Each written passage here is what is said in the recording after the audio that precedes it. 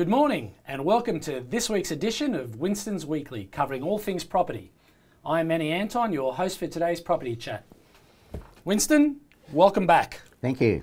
Nice shirt today. Thank you. Any history behind that one, or? No, it's just Floral Friday. Floral Friday. Okay. All right. Well, Winston, let's start with an update on this week's property news. The interest rate space has been pretty busy this week. So the US Fed made markets pretty happy this week by signalling a move away from a tightening bias and going as far as to reiterate their guidance that they're looking at potentially 3 rate cuts this year.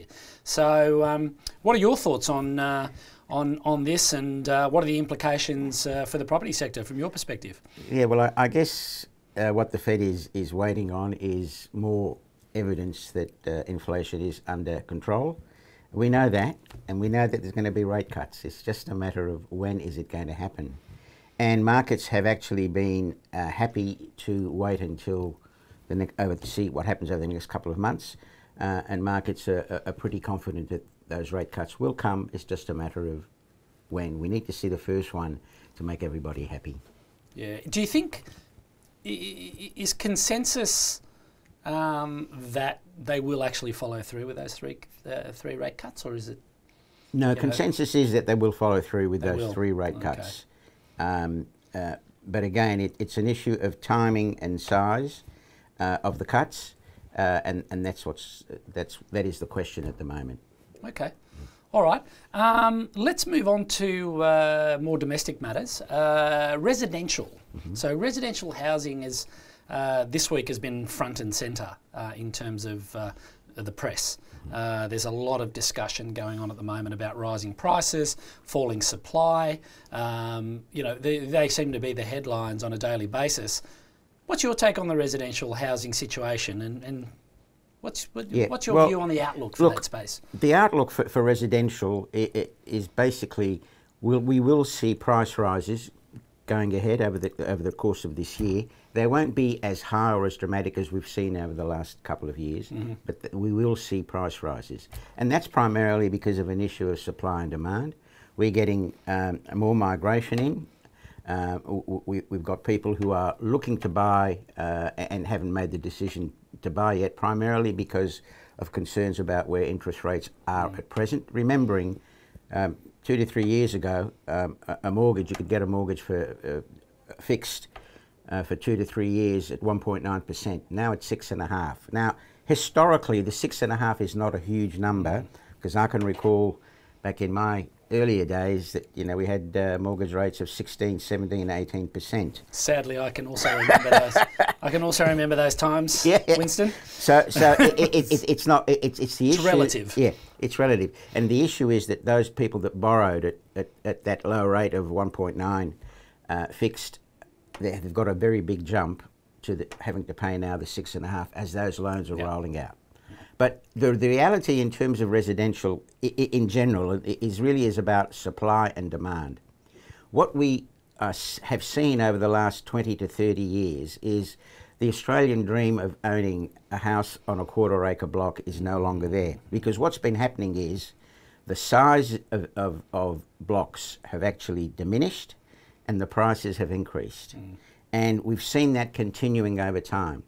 So people are getting less and paying more for that, and they're having to borrow more for that. But what's driving it is the demand. The problems with the residential industry, the building industry at the moment, is from a cost factor, because costs have gone up dramatically. A number of builders have actually gone broke in that period where they had fixed price contracts and they had to buy the material at higher prices, so they couldn't make any money out of it. So there's the urban sprawl is being changed to a situation where now we're looking at infill developments, where because there's an additional cost to residential sprawl, and that is you need the services, you need transport, you need schools, all those things are added on. But if you do it in an infill area, in other words, in the inner city, in existing suburbs, all those services are already there. So it makes it easier. And now I think the western suburbs here in Sydney, they're talking about allowing developments of up to 6 floors, which is not huge developments, but still, so you can get more people and more families in the same area of space that you would get before. And I think that's the way things are going to go going forward. I mean, it's certainly, you know, the Europeans have been going that way for a long, long time. So they tend to, rather than go out, they go up. So that's really what's happening here, right? Correct. And also there's been a bit of a focus on build to rent, where people are looking to invest money in entities that are looking to build apartments purely for rent as opposed to getting people to buy them. But in reality, when you look at property over the long term, you don't really make a lot of money from your rental income, particularly, and that's why negative gearing is there, because it sort of offsets some of the costs.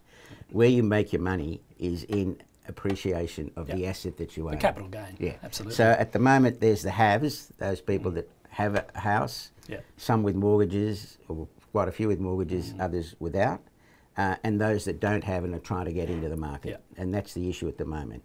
And I suspect, as we will see rate cuts here in Australia as well, but probably later on in the year at the earliest, in my opinion, and maybe even next year, people will be able to sort of budget accordingly and be able to afford to get back into the residential market. All right, but and just on that point, so at some point rates will come down. We don't know when that's going to be. I suspect you're right. I think there's question marks over whether it'll happen in 2024. Well, personally, I think it's more likely to happen in 25. But what you've just described, if rates, once the RBA starts moving to that easing policy, doesn't that supercharge property prices? Well, property prices are already supercharged right at the moment because of the demand. But what it will do, it will enable additional supply to come on board because costs will be lower, hopefully. And just on the issue of interest rates, we had employment numbers out here in Australia which sort of indicate employment's very strong. Unemployment's falling. It's now back below 4%, 3.7%.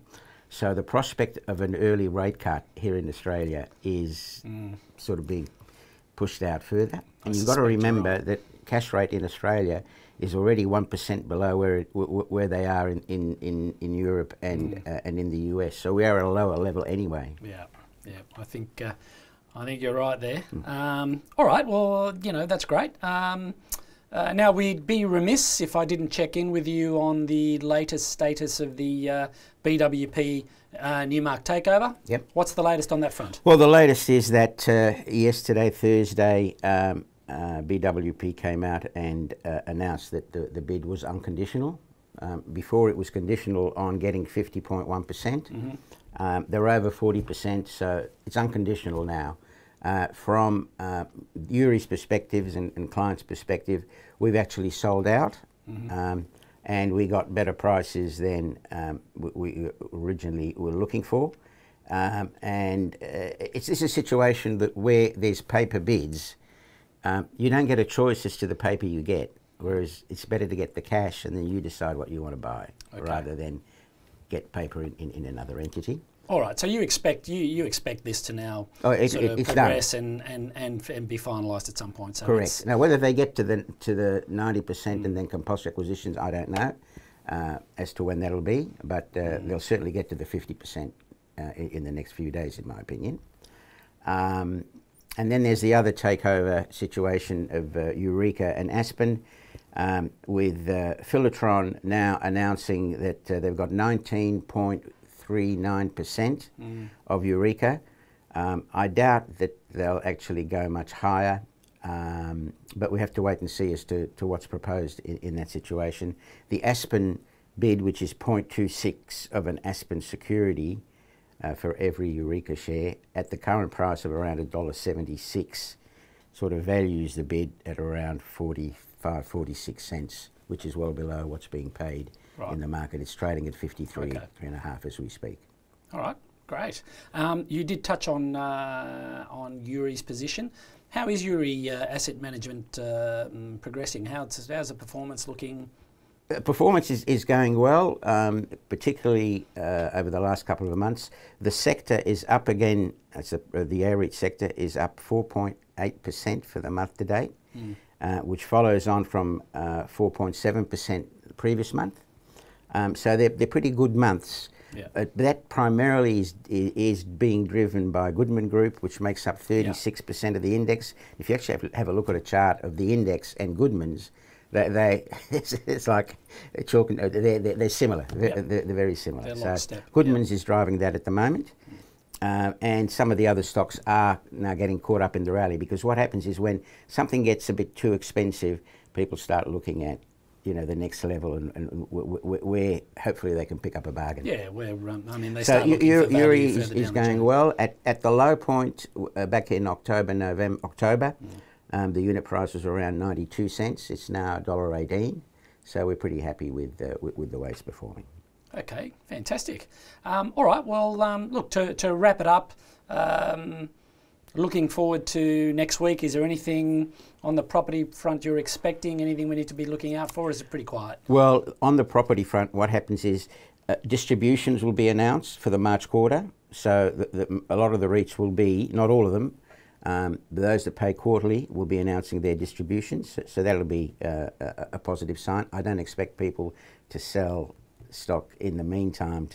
They'd rather get the distribution going forward, and then we're into April, and we'll see what happens in April. But it's looking reasonably good at this stage. Winston, as always, thank you for your time and insights today. They were great.